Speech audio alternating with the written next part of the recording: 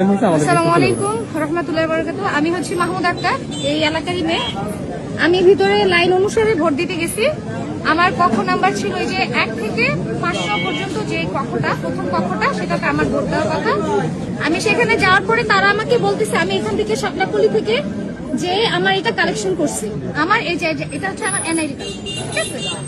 দেন আমি ভিতরে গেছে, ওদেরকে দেখালাম, ওরা বলতেছে যে এটা হয়তোবা আমার যে শাপলাকলি একজন ওইখান থেকে আমি এটা কালেকশন করছি, হয়তোবা তাড়াহুড়ার কারণে ওরা ভুল করতে পারে। তা আমি বললাম যে ঠিক আছে আমি এটা করে তাহলে দেখে আসি। ওদের দুইজনের খাতার মধ্যে দেখলাম লাল টিক দেওয়া, মানে ভোটটা অলরেডি দেওয়া হয়ে গেছে, কিন্তু ওইখানে কল্পনা আক্তার নামে আরেকটা মেয়ের ছবি, আরেকজনের ছবি। তো আমি এখানে আবার এজেন্টের এখানে যাই, সেখানে 6 থেকে 7 জন ছেলে মেয়ে, ওরা সবাই সবার মোবাইল দিয়ে হচ্ছে চেক দেয়।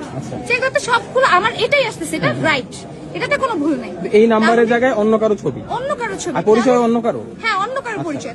আমার আইডি কার্ড আমি নিজে, সেটা এখানে ভোট দেওয়া হয় কিভাবে? আমরা এখন